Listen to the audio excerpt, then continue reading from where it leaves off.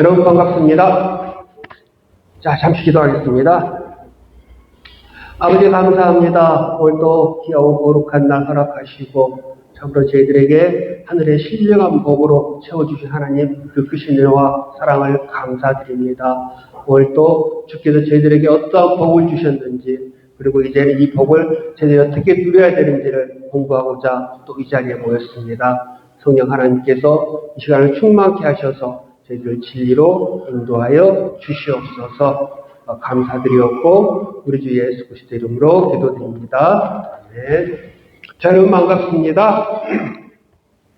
자, 우리가 계속해서 구원의 서정에 관하여서 공부를 하고 있고요. 오늘 또 목사님 설교가 나오셨기 때문에 겸사겸사해서 지난 것 잠깐 다시 한번 해보겠습니다. 우리가 구원을 처음부터 무엇으로 봤죠? 구원이 어떻게 시작하죠? 하나님의 부르심, 소명.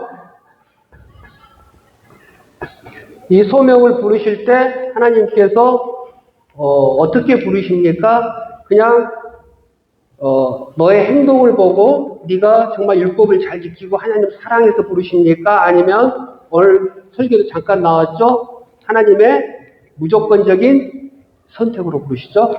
그런 게 아니고 하나님의 무조건적인 선택.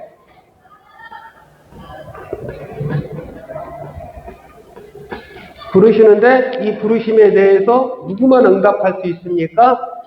중생한 자, 거듭난 자. 이 중생한 자는 이제 무엇을 깨닫게 됩니까? 자신의 죄를 깨닫게 되죠. 죄를 깨닫게 되고 회개를 합니다.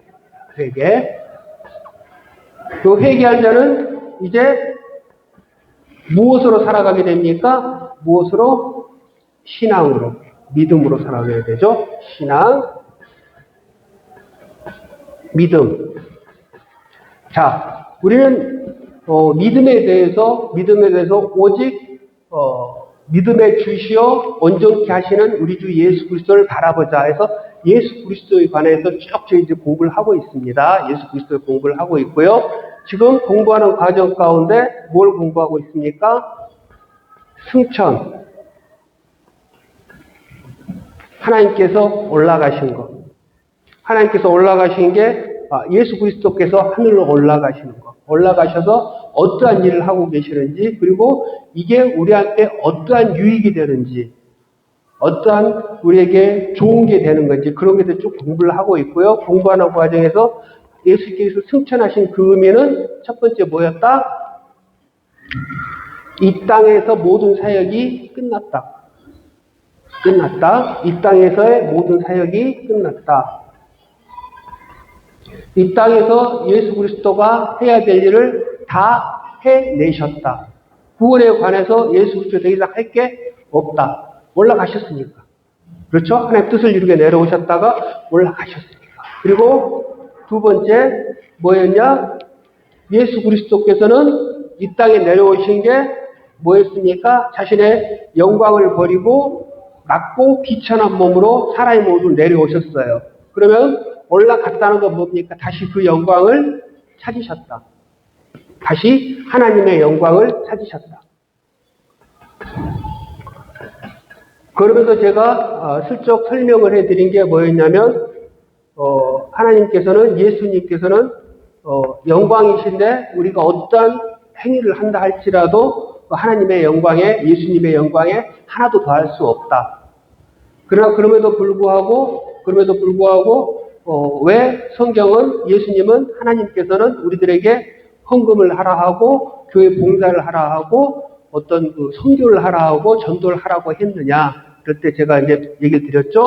그건 하나님의 예수 그리스도의 영광으로의 초대다. 영광으로의 초대다. 너희를 나와 같이 영광을 같이 누리자. 이 기쁨을 같이 누리자라는 이 영광으로의 초대였다라는 걸 설명을 했었죠. 자, 그런데 우리는 이 영광의 초대에 대해서 어떠한 반응을 일으킵니까? 하나님 감사합니다. 이런 귀한 자리를 허락해 주셔서 감사합니다 하고 기쁨으로 전도하고 기쁨으로 선교하고 기쁨으로 봉사하고 기쁨으로 예배를 드리고 기쁨으로 헌금을 합니까? 여기서 좀 우리가 자주 이제 점검을 좀 해봐야죠. 대부분은 이런 것 같아요. 그렇게 했으면 좋겠지만, 아직 이러한 거에 대해서, 나의 것이 되지 못하고, 이러한 것에 대해서 내가 제대로 인식하지 못한 사람들은 어떠한 반응을 일으키냐면, 내가 어떻게 한다? 예배를 참석해 준다. 그렇죠? 내가 예배를 참석해 준다. 내가 교회 모임에 참석해 준다. 너무 바쁘고 힘들고 할 일도 많지만 내가 나와 준다. 그렇죠? 대부분 우리는 이렇게 잘못 오해를 해버려요. 그렇죠? 이 하나님의 이 거룩한 영광의 부르심인데 이 부르심을 오해를 해버리니까 꼭 내가 뭘 한다 뭐 이런 거이니까 그냥 내가 교회 봉사를 어떻게 한다? 해준다. 내가 교회가 어려우니까 헌금을 좀 해준다. 뭐 이런 오해를 할 수가 있는데 우리들은 이제 이런 거 공부를 했으니까 이게 영광의 초대구나. 영광의 감사함에 참여를 해야겠다. 라는 생각을 해야 되겠죠. 자, 그리고 계속해서 보면은요. 자, 그런데 예수님께서 하늘로 올라가셔서 이 땅에서 구원을 다 이루셨고 영광을 다시 찾으신 건 알겠어요. 그럼 이게 우리한테 어떤 유익이 있냐 이거예요. 과연 이게 그러면 우리한테 어떤 좋은 게 있냐? 그걸 이제 공부를 해볼 건데요. 자, 예수님께서는 하늘로 올라가셔서 어떻게 됐습니까? 하나님이 되셨어요. 그리고 지금 어디에 계십니까? 하나님 우편 보좌에 앉아 계신다고 그러죠. 그렇죠? 우편 보좌에 앉아 계신대요. 영광 중에 계세요, 지금. 그렇죠? 하나님 영광을 찾으셨어요. 성경을 한번 찾아볼게요. 에베소서 2장 5절에서 6절.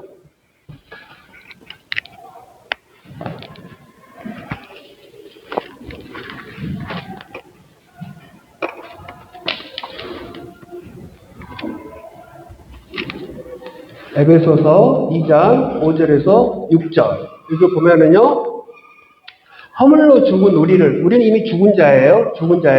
허물로 죽은 우리를 그리스도와 함께 살리셨대요. 그리고 또 어떻게 합니까? 6절에 또 함께 일으키사, 예수 그리스도와 함께 우리를 일으켰어요. 살려주셨어요. 그리고 예수 그리스도 안에서 이제는 어떻게 합니까? 함께 하늘에 앉으시니. 함께 하늘에 앉으셨대요. 예수님께서 어떡합니까? 하나님 우편에 앉아 계시는데, 그럼 우리는 어떻게 됐습니까? 우리는 어디에 있다는 소리입니까? 예수 그리스도 안에서 예수님과 함께 하나님 우편에 앉아 계시는 거예요. 얼마나 큰 영광이에요. 상상이 되십니까? 우리가 그 영광으로 변한 거예요. 하나님 예수 그리스도의 승천하심으로 모든 영광을 회복할 때 우리는 그 전까지는 어땠습니까? 로마서를 보면 인간은 죄로 말미암아 하나님의 영광에 이를 자가 하나도 없다고 했어요. 하나도 없다. 그런데 예수 그리스도의 공로에 힘입어 우리는 예수 그리스도 안에서 함께 하나님 우편에 앉아 있다는 거예요. 자, 이제 그럼 우리는 이제 의문이 들잖아요. 의문이. 분명히 하나님 우편에 앉아 있다고 했는데 여러분들은 여전히 여기 하늘일교회 예배당에 나와서 예배를 드리고 지금 성경 공부를 하고 있잖아요. 이거 어떻게 해석할 거냐 이거예요. 우리는 여기 있는데 어떻게 함께 하늘에 앉혀 있지? 그쵸? 분명히 하나님께서는 성경은 분명히 얘기를 해요.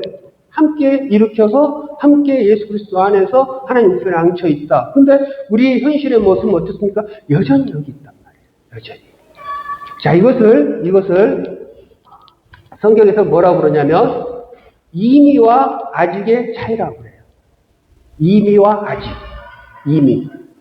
우리는 이미 구원을 받았어요. 그렇죠? 이미 구원이 완성이 되어 있어요.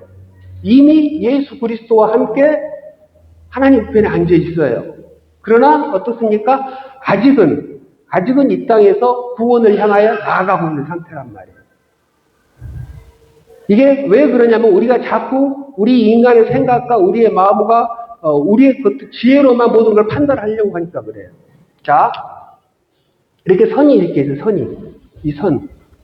선이 있어요. 선이 있으면 이 종이에다가 선을 그었다고 생각을 해봐요. 선을 그어서 이거를 접었어요. 이렇게 접으면은 바글바글 접어서 나중에 저쪽에서 보면은 이 선을 딱 던져보면 이 선이 어떻게 보이냐면 하나의 점으로밖에 안 보여요. 안에 있는 선은 다 들어가 버리는 거예요. 그렇죠? 바로 그런 거예요.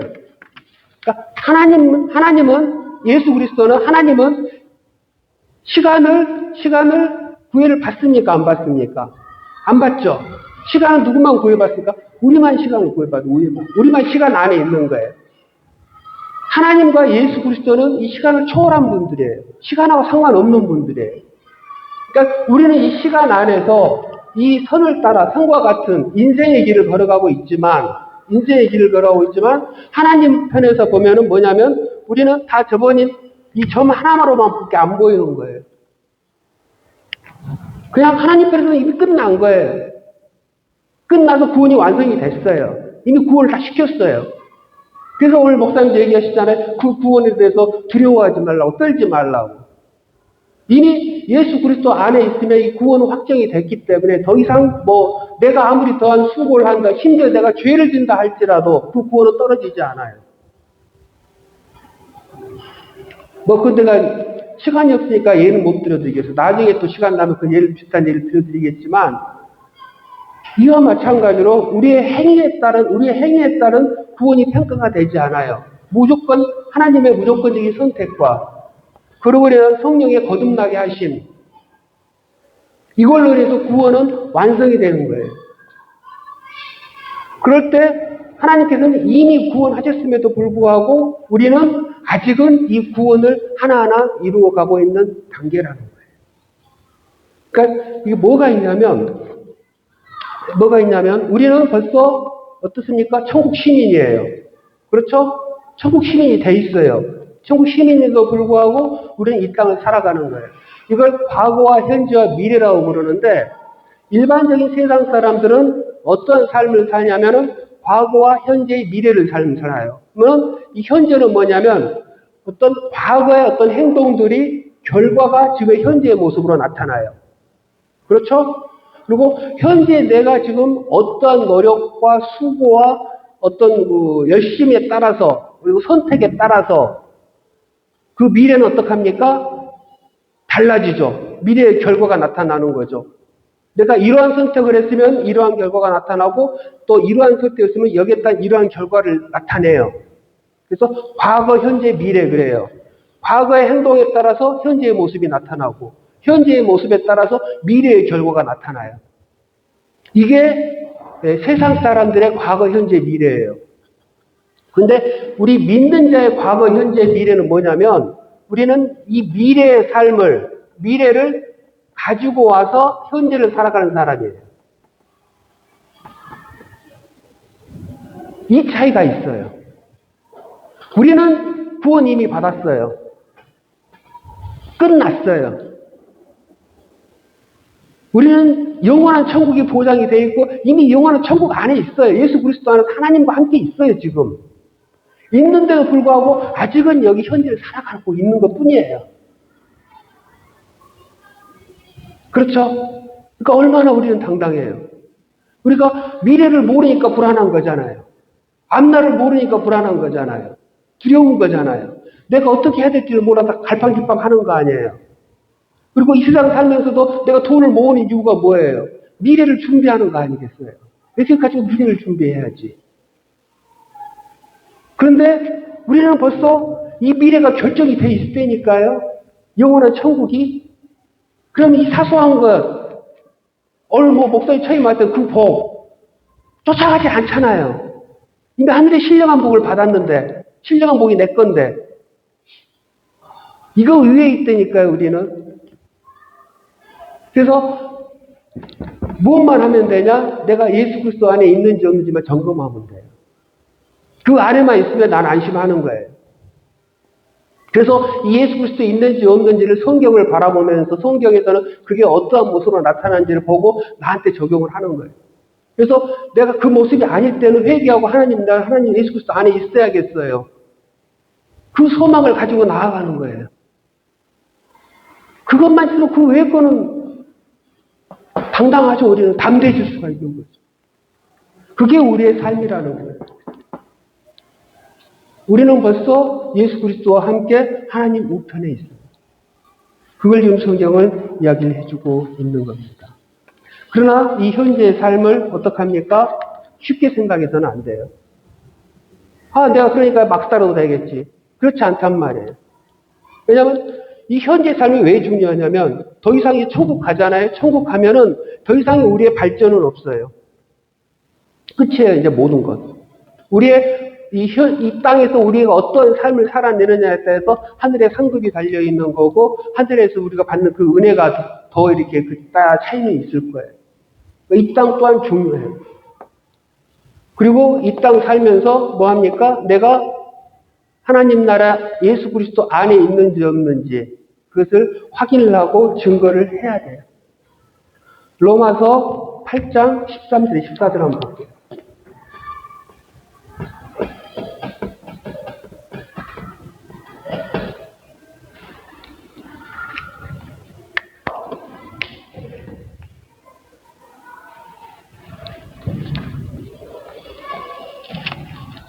로마서 8장 13절 14절 거기를 보면은요 뭐라고 나옵니까? 너희가 육신대로 살면 반드시 죽을 것이로되 영으로서 몸의 행실을 죽이면 살리니 무릇 하나님의 영으로 인도함을 받은 사람은 곧 하나님의 아들이라. 그러니까 내가 예수 그리스도 안에 있는지 없는지를 어떻게 알 수 있습니까? 하나님의 영으로 성령으로 인도함을 받고 이 땅을 살아가고 있는 사람들은 예수 그리스도 안에 있는 사람들이에요. 그렇죠? 그러니까 내가 구원을 얻기 위해서 조마조마하면서 행위를 통해서 어떤 헌신을 통해서 봉사를 통해서 율법을 지킴으로 말미암아 구원을 얻거나 그러진 않아요. 그럴 수는 없어요. 거기서 두려워 떨면서 내 구원이 없을까 초조해하고 불안할 필요는 없어요. 구원은 확실하니까. 다만 내가 성령을 따라 사는지 육신을 따라 사는지를 계속 점검해야 돼요. 성령으로 따라 살고 있다. 그러면 내가 예수 그리스도 안에 있는 거예요. 근데 내가 그렇지 않다 그러면은 그렇게 성령께서 날 인도해 주옵소서, 성령께서 날 지배해 주옵소서라고 기도하는 거예요. 그걸 소망하는 거예요. 그게 그리스도 안에 있다는 증거거든요. 이게 전혀 없다. 나는 성령의 인도함 따를 생각도 없고 성령의 인도함 하고 상관없는 삶을 살아가고 내 마음대로 육신대로 다 살면서 난 구원받았다. 그런 구원은 없다는 거예요. 내가 내 멋대로 내 육신대로 세상 지탄받을 때 다 하면서 내가 교회 나오고 헌금하고 난 예수님을 믿어. 그러니까 난 구원받았어. 그 믿음은 하나님이 인정하신 믿음이 아닐 가능성이 90%가 넘어요. 그 차이인 거예요. 성령의 인도함을 받는 거하고 받지 않는 거. 이게 말씀하잖아요. 성령의 인도함을 받는 자는 하나님의 아들이 되잖아요. 그건 뭐냐? 하나님의 선택으로 말미암아 거듭난 자들은 내 안에 성령이 있는 자들은 성령의 인도함을 받는 삶을 살아내는 거예요. 예수 그리스도가 포도나무고 내가 가지니까 당연히 포도 열매를 맺는 것처럼. 그렇죠? 가지가 억지로 내가 열매를 맺어야지 하면서 수고하고 땀 흘리면서 열매 맺는 게 아니고 그냥 가지니까 열매 맺는 거예요. 나무에 붙어있는 가지니까. 우리의 상태가 그런 상태라는 거예요. 우리는 그냥 예수 그리스도 안에 있으니까 당연히 예수 그리스도 안에서 예수 그리스도에 합당한 삶을 살아내는 거예요. 그 열매를 맺는 거라고요.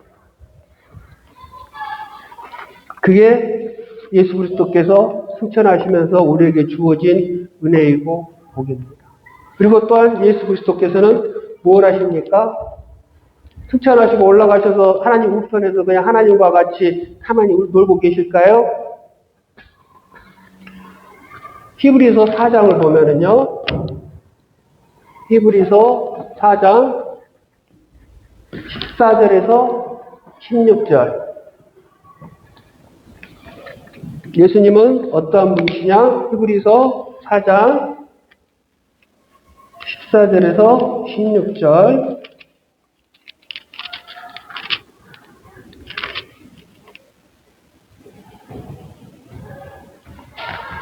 그러므로 우리에게 큰 대제사장이 계시니, 그렇죠?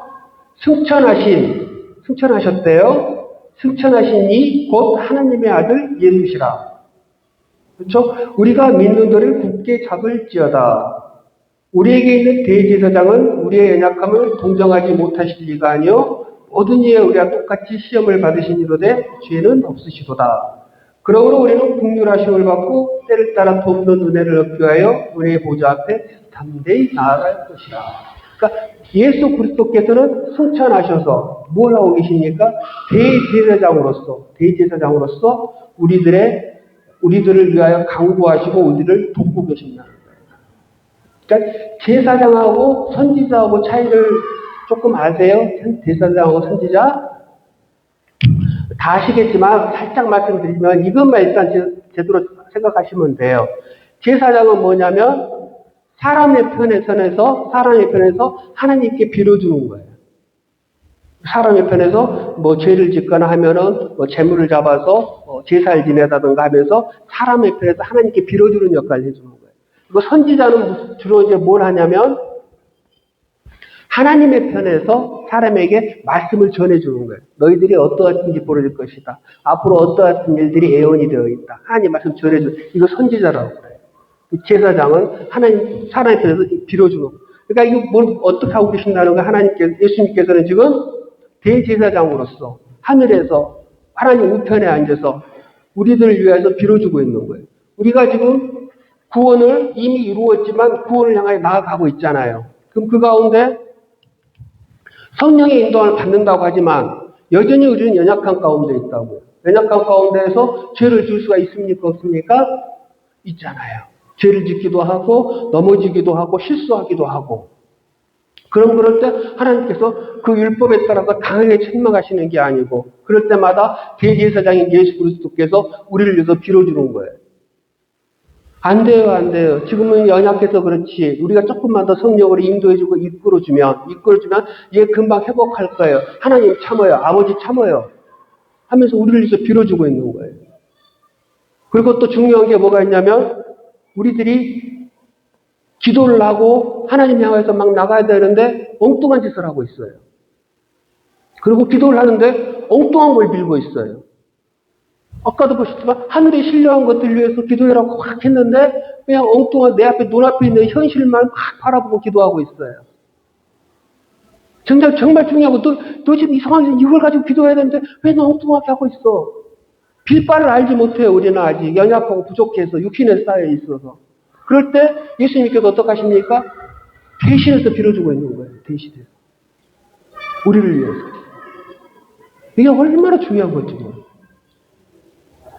나중에 시간 되면 또 얘기해 주지만 가룟 유다와 베드로의 그 차이, 같은 죄를 지었음에도 불구하고 같은 실수를 했음에도 불구하고 어마어마한 차이.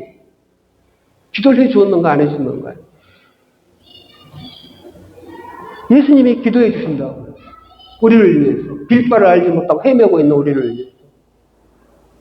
그 역할을 지금 하늘에서 우리를 위해서 하고 계십니다. 그리고 또 어떤 일을 해주시냐면요. 새 언약의 중보자로서 일을 해줍니다. 새 언약.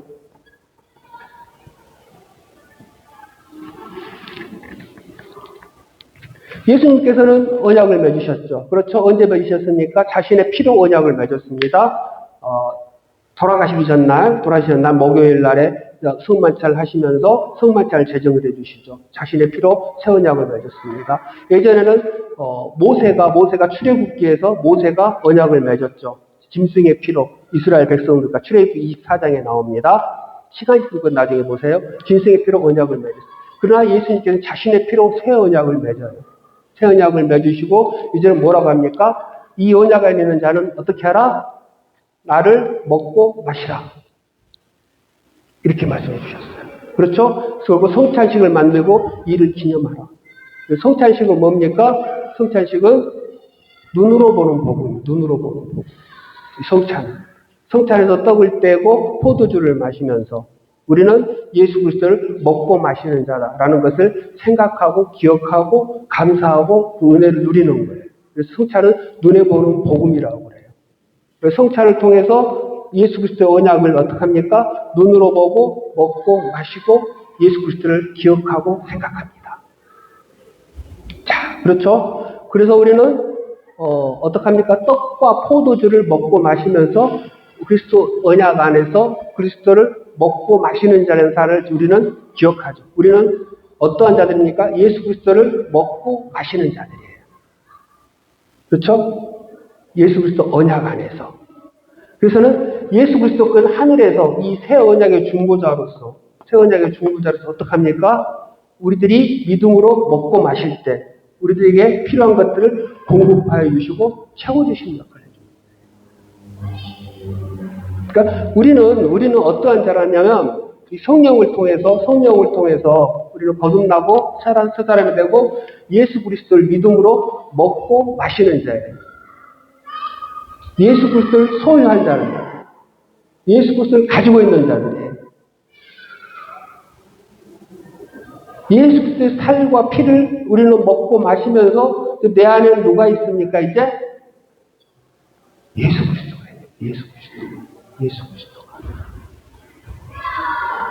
그런 우리는 어떠한 자들입니까? 나를 만나는 자마다 이제는 누구를 증거해야 됩니까? 내 안에 있는 예수 그리스도를 보이고 증거해야 돼요.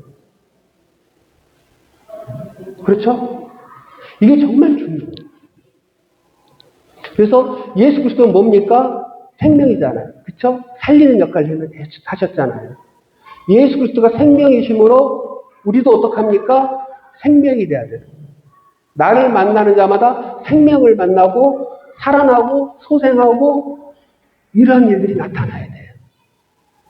근데 이 사람 옆에만 가면 불편해 내가. 이 사람만 만나면 막 끌끄러워. 힘들어. 안 된단 말이에요. 이 사람 만나면 그냥 편안하고 평강하고 기쁨이 있고 막 좋고 우리 주님을 만난 것 같이 그냥 막 좋고 얼굴만 봐도 그냥 평안이 느껴지고 이러한 게 우리 안에서 나타나. 왜? 예수 그리스도를 먹고 마셨으니까. 근데 이 사람은 뭐 막 무섭고 두렵고 떨리고 정이 떨어지고 그럼 그 사람에서 뭐가 나옵니까? 살리는 말들이 나오는 거예요. 축복하는 말들이 나오는 거예요. 근데 막 정죄하는 말이 나오고 쌍욕이 나오고 악한 말이 나오고 비판하는 말이 나오고 막 남을 죽이는 말 나오고 교묘하게 틀어가지고 그냥 뒤로 그냥 저 사람을 죽이는 말 나오고 안 된단 말이에요. 그 예수 그리스도가 안에 있다는 증거가 아니잖아요. 그거는. 그쵸? 그러니까 예수 그리스도가 내 안에 있으면 이 안에 있는 예수 그리스도가 드러나야 돼. 그게 성령의 인도함을 받는 거예요. 이럴 때 예수 그리스도께서는 어떻게 합니까? 우리한테 더 필요한 것들을 공급하시고 채워주시는 거예요. 이게 예수 그리스도를 먹고 마시는 거예요. 믿음으로 먹고 마시는 거예요. 먹고 마신다니까 그냥 예수 그리스도께서 내가 필요한 거 채워주니까 뭐 좋다. 그리고 막 내가 필요한 뭐 돈 채워주시고 건강 채워주시고 이런 의미가 아니라 내 자신이 변해버리는 거예요. 예수 그리스도의 사람으로, 예수 그리스도를 증거하는 사람으로. 그럼 예수 그리스도를 나타내려면 우리는 어떠한 삶을 살아내야 될까요? 예수 그리스도를 나타내는 좀 더 구체적인 방법들이 있어요. 어떠한 방법들이, 그러니까 어떻게 내가 내 생명을 전하고 예수 그리스도를 내 안에 나타내는가. 이거는 역시 다시 은혜로 돌아가서 예수 그리스도의 은혜로 돌아가야 되는 거고요. 말씀과 기도로 돌아가야 돼요. 말씀, 기도. 그래서 어떡합니까? 우리들이 모든 결정을 할 때요. 꼭 하는 것들이 있어요. 우리는 육신이 아직 있기 때문에. 그러니까 어떤 결정을 할 때 딱 들으면 순간적으로 훅 튀어나오지 마시고 기도를 한번 하세요. 기도를 한번 하시고. 모든 결정을 할 때는 기도로.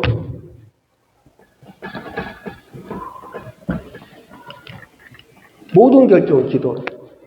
기도하고 난 다음에는 악한 생각을 할 수가 있습니까? 없습니까? 기도하면서 저 인간을 그냥 어떻게 말아먹어주세요. 뭐 이럴 수는 없을 거 아니에요. 속으로 확 나서 저 인간 그냥 확 하고 싶었는데 기도 한번 딱 하고 나면 벌써 하나님의 생각과 마음으로 저 사람을 다시 한번 바라보게 되고 대하게 되고 그렇죠? 그러니까 결정하게 되는 모든 반드시 기도를 하라. 하나님의 생각과 마음으로 예수 그리스도를 나타내라. 그리고 나의 날마다의 삶을 성경은 어떻게 하라고 그럽니까? 로마서 12장 1절을 보면 산제사로 드리라고 그러죠. 하나님의 산제사로 드리라. 그러니까 내가 하나님께 드려진다는 마음으로 나의 삶을 살으려는 거예요. 하루하루의 삶을. 내가 하나님께 드려지려면 어떻게 합니까? 나의 죄와 나의 욕심과 나의 탐욕으로 가득 찬 나를 하나님께 드릴 수가 있습니까? 없잖아요. 그렇죠? 그러니까 항상 내가 하나님께 드려줄 수 있도록 조금 더 거룩하고 조금 더 구별되도록 이걸 내가 당장 항상 할 수는 없지만 그렇게 되도록 항상 간구하고 기도하면서 그게 나의 삶을 하나님께 드려줄 수 있도록 그리고 모든 말은 이제 어떻게 해야 됩니까? 우리가 예전에는 일상적으로 반복해서 어떤 쌍시옥 들어간 말도 하고 이런 말들을 막 서슴 없이 했지만 어느 정도 은혜가 가득 차고 나면 무슨 말 합니까? 모든 말씀은 베드로전서 4장 11절을 보면 하나님의 말씀으로 하라. 말은 어떻습니까? 자신의 생각과 자신의 마음이 말로 표현이 되는 거죠. 내 안에 하나님의 말씀으로 가득 차 있으면 모든 말씀은 어떻게 나옵니까? 하나님의 말씀을 읽는 거죠. 말씀으로. 교제할 때도 상담할 때도. 그렇죠. 누가 다 상담하는데 인간적인 어떤 세상 인문학 가지고 와가지고 백날 이야기하는 거 그건 뭐 교회에서 할 필요가 없죠. 상담사가 하면 되는 거예요. 우리는 하나님의 말씀을 전하는 거예요. 하나님의 말씀. 하나님의 생각은 어떠한지. 이러한 것들을 우리가 연습해 나가고 훈련해 나아갈 때 하나님께서는 더 큰 은혜를 주시고 우리가 그걸 해 나갈 수 있도록 도와주신다는 사실. 그리고 5분 안에 이걸 해야 되나? 하나님의 승천은 성령이 우리에게 주신다는 것을 이 땅에 오신다는 것을 보증해 줍니다. 사실은 내가 준비해서 목사님도 설교를 또 했기 때문에 내가 얼른 얘기하는데 예수님께서는 요한복음 16장 7절에 불안해하는 제자들이 예수님 가지 마세요 그러니까 뭐라고 그럽니까? 내가 가야 된다. 내가 가야 성령이 너희에게 오실 것이다. 내가 떠나는 것이 너희들에게 오히려 유기이다. 라고 합니다. 제가 왜 이걸 하냐면 사실 좀 길어서 다 해드릴 수 없을 것 같은데 일단 간단하게 무엇만 해드리려고 하냐면 구약의 성령과 신약의 성령을 잠깐만 말씀드리려고 그래요. 이건 성령론은 워낙 방대해서 나중에 시간 날 때 제가 이제 해드릴 건데 구약의 성령과 신약의 성령은 무슨 차이가 있냐면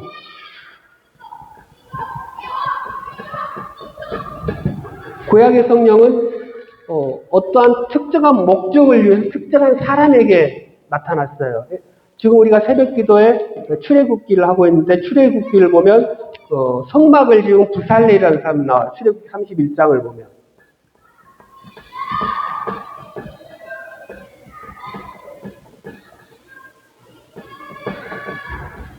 그러니까 성막을 지을 때 부살레라는 사람이 나와요. 오홀리압. 이런 사람한테 성령이 임해서 하나님의 성막을 지을 수 있도록. 그리고 사사시대 사사들 부르실 때 성령을 주셨어요. 그리고 삼손에게 삼손 손으로 성령의 능력으로 사자를 찢어버릴 정도로 성령의 능력이 임한 거거든요. 그리고 사울왕도 성령이 임했어요. 사울왕도.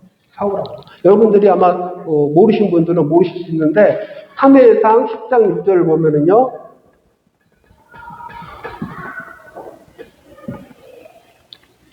사무엘상 10장 6절을 보면은 사울이 성령을 받습니다. 내게는 여호와의 영이 크게 임하리니 너도 그들과 함께 애원을 하고 변하여 새 사람이 되리라.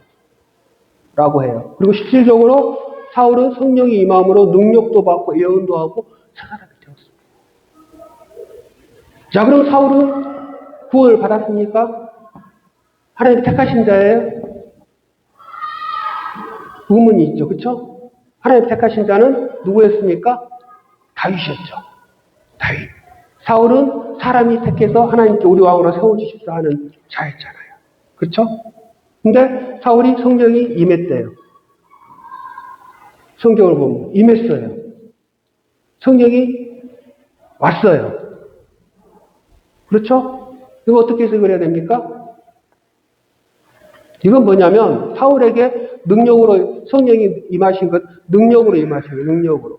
이스라엘 왕으로서 역할을 할 수 있도록, 감당할 수 있도록 그 능력을 더해 주신 거예요. 비록 이스라엘 백성들이 원하였지만 하나님은 이스라엘 백성들을 사랑을 하셨고 이스라엘 백성을 다스릴 수 있는 그 능력을 사울에게 보여주시므로 말미암아 왕으로서 능력을 감당할 수 있도록 하나님께서 만드신 거예요. 능력으로 오신 거예요. 사울에게 온 성령은. 그래서 하나님께서는 어떡합니까? 필요할 때마다 하나님 나라에서 필요할 때 필요한 사람에게 성령으로 능력을 주셔서 그 필요한 일을 감당하게 하세요. 사울과 같이. 그래서 예수님께서도 말씀하셨죠? 주여 주여 하는 자마다 다 천국 들어갈 것이 아니라고. 그 사람들이 뭐라고 그럽니까? 내가 주님의 이름으로 선지자 노릇하고 주님의 이름으로 뭐랬다 권능도 행하고 주님의 이름으로 귀신도 쫓고 다 했다. 그럼 나는 구원받은 거 아니냐? 예수님이 뭐라고 그럽니까? 너희들을 도무지 알지 못한다. 그러니까 어떤 능력이 구원을 증거하는 건 아니다. 능력이 구원을 주는 건 능력이 구원의 기준은 아닙니다. 능력을 행했다고 해서 모두가 하나님의 참 선지자가 아니에요.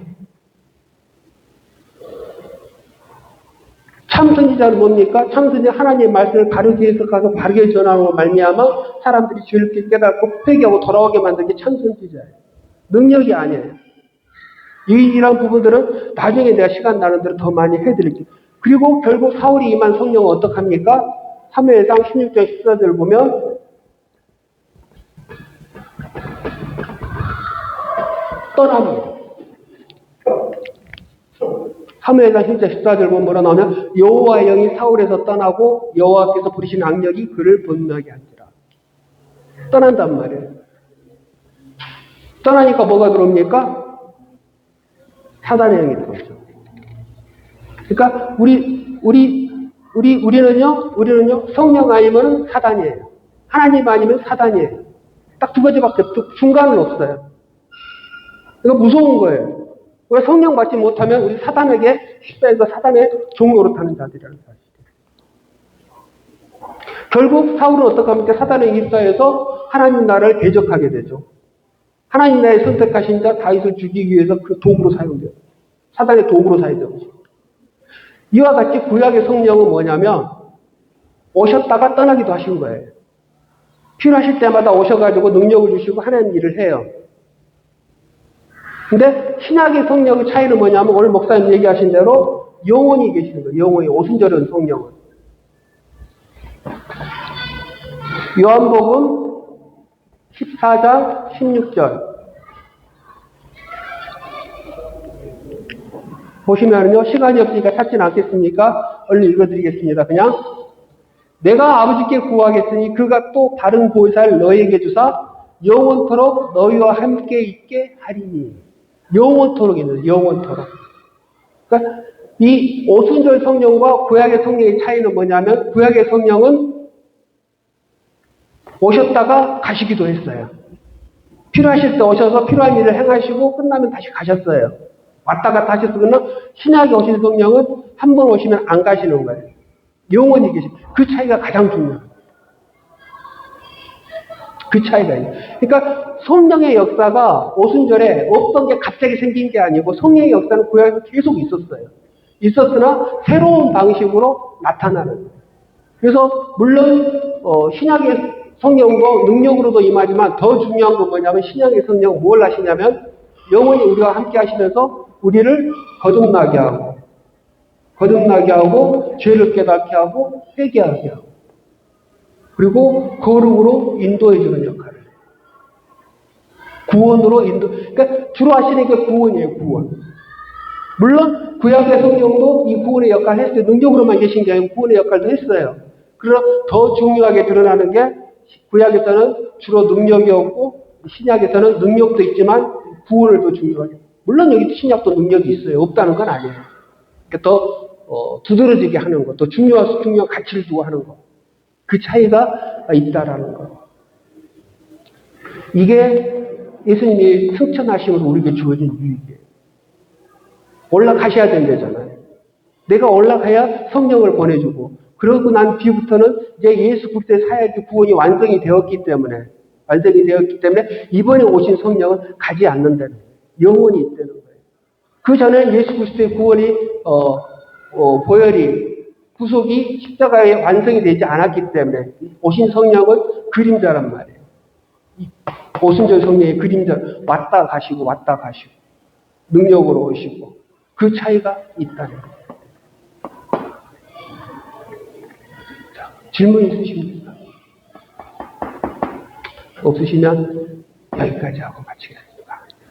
기도하겠습니다. 아버지 감사합니다. 오늘도 주의 은혜를 따라 또 귀한 말씀을 나누었습니다. 이러한 말씀을 붙들고 전부 주의 성령을 내가 슬퍼하지 않게 하고 오직 주의 성령의 충만함을 따라 주님이 기뻐하신 대로 하나님 뜻을 이루어나가는 귀한 은혜를 누리는 주 예수의 생명을 누리는 우리 모두가 되게 하여 주옵소서. 이번 일주일 동안 한 주간 동안도 주의 은혜를 따라 성령의 인도하심을 따라 세상을 이기고 죄를 이기는 귀한 삶 살아내는 우리 모두가 되게 하여 주옵소서. 감사드리옵고 우리 주 예수 그리스도의 이름으로 기도드립니다. 아멘. 감사합니다.